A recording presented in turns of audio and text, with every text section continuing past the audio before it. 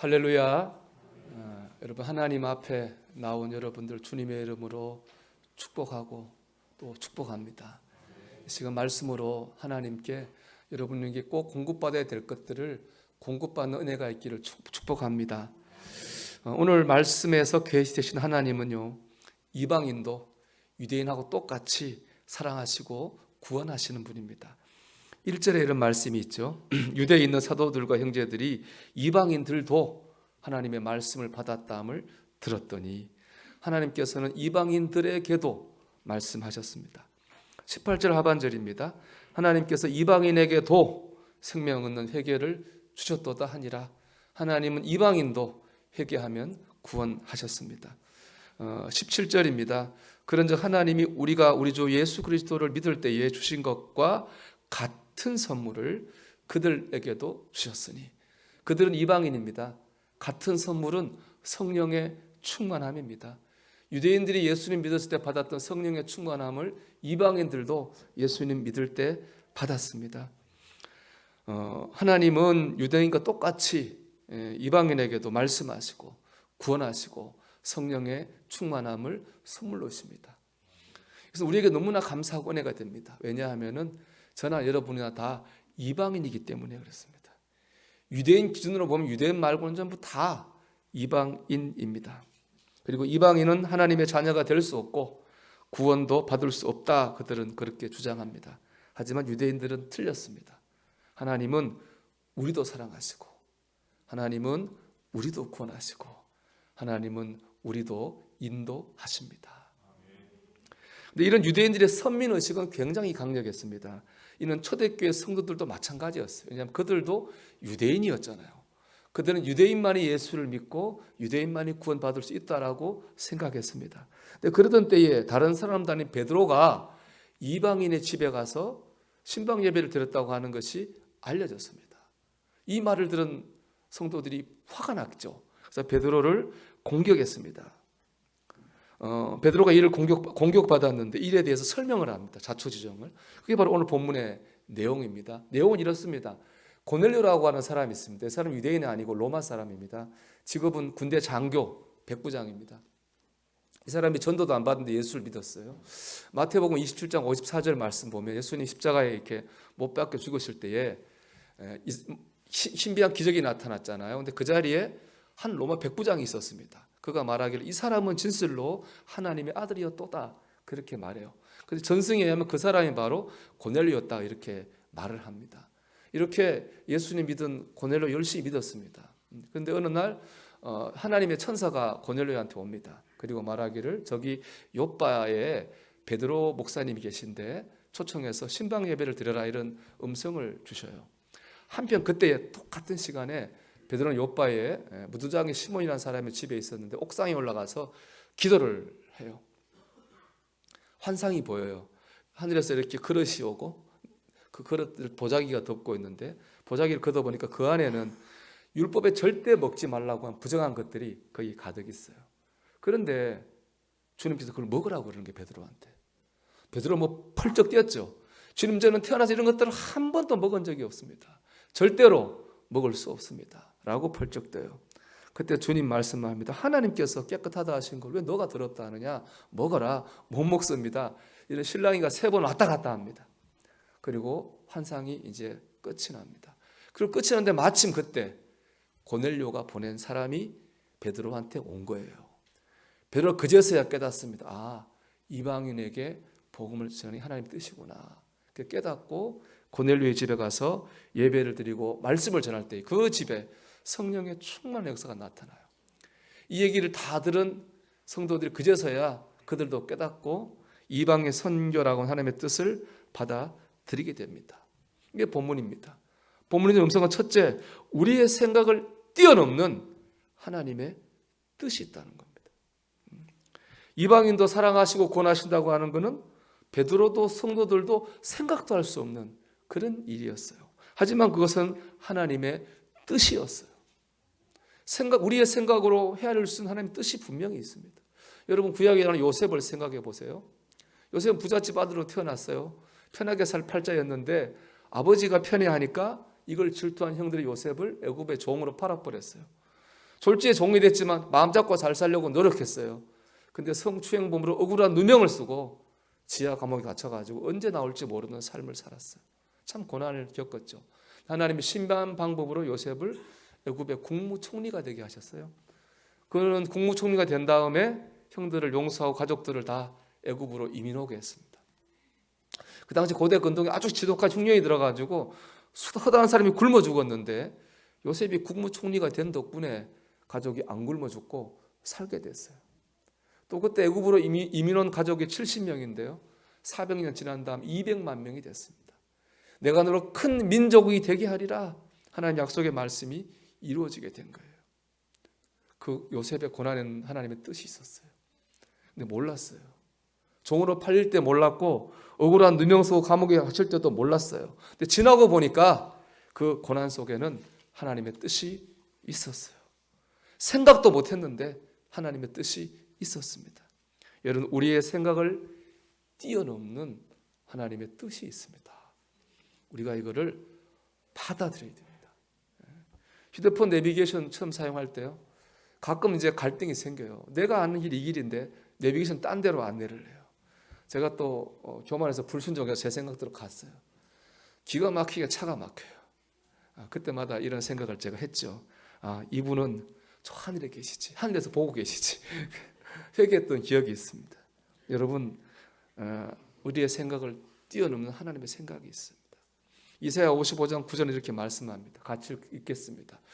이는 하늘이 땅보다 높음같이 내 길은 너희 길보다 높으며 내 생각은 너희 생각보다 높음이니라.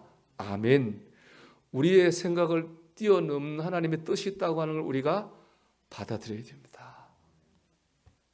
두 번째, 하나님의 눈으로 볼 때 그 하나님의 뜻이 깨달아집니다. 저는 오늘 9절 말씀에 굉장히 도전을 받았는데요. 9절에 이렇게 말씀해요. 하나님이 깨끗하게 하신 것을 내가 속되다고 하지 말라, 이렇게 말씀합니다. 베드로가 본 환상 가운데 그래서 담겨있던 그 모든 것들은 먹으면 절대로 안 된다고 베드로의 생각 속에 아주 각인이 된 겁니다. 왜냐? 조상에서부터 먹지 말라고 한 거니까 이거 먹으면 안 돼. 이건 베드로의 생각에 완전히 고정된 관념입니다. 이방인은 절대로 하나님의 자녀 될 수도 없고 구원받을 수도 없어. 이것도 베드로의 머릿속에 각인된 고정관념이었습니다. 하지만 하나님의 시각은 달랐습니다. 그렇죠? 하나님이 깨끗하게 했다, 먹으라는 거잖아요. 이방인도 사랑하시고 구원하신다는 겁니다. 하나님의 시선과 베드로의 시각이 달랐어요. 그렇기 때문에 우리가 베드로의 눈 가지고 아무리 봐도 하나님의 뜻을 알 수가 없습니다. 하나님의 눈으로 볼 때 하나님의 뜻을 알 수 있습니다. 여러분의 인간적인 눈 가지고 고정관념 가지고 아무리 봐도 우리 안에 있는 하나님의 뜻을 알 수 없어요. 하나님의 눈으로 볼 때 우리는 우리의 삶 가운데 있는 하나님의 뜻을 깨달아 알 수 있습니다. 하나님의 뜻대로 나아갈 수 있습니다. 하나님의 눈으로 봐야 됩니다. 이것이 오늘 말씀 초점입니다. 우리가 어떻게 하면 하나님의 눈으로 우리의 삶을 볼 수 있을까? 하나님의 뜻을 깨달을 수 있을까 하는 것이죠. 첫째, 내 생각과 고정관념을 내려놓아야 됩니다. 베드로는 하나님의 뜻을 깨닫고 고넬료 집에 갔습니다. 베드로를 비난하던 교인들 깨닫고 하나님의 뜻을 받아들였습니다. 그들이 그렇게 할 수 있었던 건 하나죠. 자신들 생각과 고정관념을 내려놓았기 때문입니다. 이방인은 절대로 하나님의 자녀 될 수 없다는 그 대대로 내려온 그 고정관념과 생각을 내려놓을 때 하나님의 뜻이 깨달아졌습니다. 하나님의 눈으로 보려면 내 생각, 내 안에 고정관념을 내려놔야 됩니다. 고난과 시련은 나쁜 거야. 내가 고난받고 시련받고 있는 순간은 하나님이 나를 사랑하지 않는 거야. 여러분, 이것은 그저 세상에 만들어 놓은 고정관념일 뿐입니다. 로마서 8장 28절에 이렇게 말씀합니다. 하나님을 사랑하는 자, 곧 그의 뜻대로 부르심을 입은 자들에게는 모든 것이 합력하여 선을 이루느니라. 여러분, 글자 그대로 모든 것입니다. 좋은 일, 안 좋은 일, 장점, 약점, 하나님이 모든 것을 통해 가지고 하나님의 뜻을 선하게 이루어 가십니다. 좋은 것, 나쁜 것 정해져 있지 않습니다. 그건 인간의 생각일 뿐이에요. 하나님 그 모든 것을 통해서 선하게 역사하십니다. 이걸 믿을 때 하나님의 눈으로 볼 수 있는 겁니다. 제가 그거는 조그마한 이게 얇은 책에서 봤는데 나폴레옹을 작은 영웅이라고 하잖아요. 왜냐 나폴레옹 키가 굉장히 작았잖아요. 볼품이 없었잖아요. 그래서 작은 영웅이라고 그러는데 근데 그 앞에 나오는 작은이라는 말이 뒤에 나오는 영웅이라는 말을 더 빛나게 준다는 거죠. 큰 영웅 좀 감동이 적잖아요. 근데 작은 영웅 감동이 큰 겁니다. 여러분 우리 앞에도 가난, 고난, 연약함, 부족한 이런 부정적 수식어가 우리의 삶 가운데 있을 수 있습니다. 근데 그것 때문에 여러분 뒤에 나오는 하나님의 영광이 더 빛나게 되는 겁니다. 우리는 그렇기 때문에 그 앞에 있는 부정적인 수식어들, 상황들에 매여서는 안 됩니다. 뒤에 나올 하나님의 영광을 바라봐야 됩니다. 그럴 때 내 삶 가운데 있는 하나님의 뜻을 깨달을 수가 있습니다. 내 생각과 고정관념을 내려놓으십시오. 여러분 하나님의 눈으로 보시길 바랍니다. 두 번째 더 유익한 것을 찾으려고 해야 됩니다. 고린도서 6장 12절을 이렇게 말씀합니다. 제가 참 늘 좋아하는 말씀인데 모든 것이 내게 가하나 다 유익한 것은 아니요. 우리는 자유가 있어요. 하고 싶은 말 마음대로 할 수 있어요. 내 가지고. 하고 안 하는 걸 내 마음대로 하고 안 하고 결정할 수 있어요. 가고 안 가고 내 마음대로 할 수 있어요. 자유가 있는데요. 근데 이 자유가 늘 우리한테 유익한 건 아니에요. 여러분 그렇잖아요. 우리가 말하고 후회할 때 얼마나 많습니까? 행동하고 그러지 말걸 후회할 때 얼마나 많습니까? 자유가 꼭 유익한 것은 아닙니다. 성숙한 그리스도인은요 자유를 주장하는 사람이 아니라 더 유익한 일을 하는데 자신의 자유를 사용하는 사람입니다. 그 사람이 바로 성숙한 그리스도인입니다. 그 유익의 기준은 하나님, 교회, 다른 사람 영혼, 내 신앙이죠. 어떻게 하면 하나님께 유익이 될까? 어떻게 하면 교회에 유익이 될까? 어떻게 하면 우리 가족들 영혼에 유익이 될까? 어떻게 하면 내 신앙에 도움이 될까? 그걸 기준으로 조금 더 유익한 것, 조금 더 좋은 것을 찾아 나서야 됩니다. 우리는 그것 자체가 하나님 뜻을 구하는 과정이라고 저는 생각합니다. 그러니까 어떻게 하면 좀 더 유익이 될까를 찾는 그 길 끝에서 우리는 하나님의 뜻을 깨닫게 될 것입니다. 여러분 이 말씀을 꼭 새기시고 더 유익한 것 그것을 생각하시기 바랍니다. 그 가운데 주의 뜻을 깨닫게 될 줄로 믿습니다. 세 번째로 내게 하나님의 뜻이 있음을 믿어야 됩니다. 이 참 저는 은혜를 받았는데 내가 지금 마땅히 이 일 속에도 주의 뜻이 있겠죠. 그 일 이전에 내 안에 하나님의 뜻이 있다고 하는 겁니다. 오늘 이 베드로와 고넬료가 만난 이 사건은요 교회사에서 처음 나온 유대인과 이방인의 전도한 사건이에요. 근데 여러분 우리가 이제 이방인을 위한 전도자 하면 유명한 사람이 사도 바울입니다.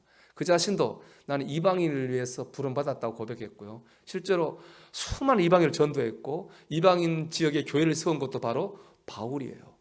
이 베드로는요 유대인들을 위한 전도자로 부름받고 사역했거든요. 그런데 오늘 말씀 보면은 최초의 이방인 전도는 이방인 전도자 바울이 아니라 유대인 전도자 베드로가 최초로 이방인에게 전도하는 사건이 일어났어요. 하나님은 이방인을 위한 전도자 바울이 아니라 유대인을 위한 전도자 베드로를 통해서 이방인 선교의 문을 여셨다는 거예요. 여기에 하나님의 신묘한 뜻이 있습니다. 오늘 보면 2절을 보면 이런 구절이 있죠. 베드로가 예루살렘에 올라갔을 때에 할례자들이 비난하여.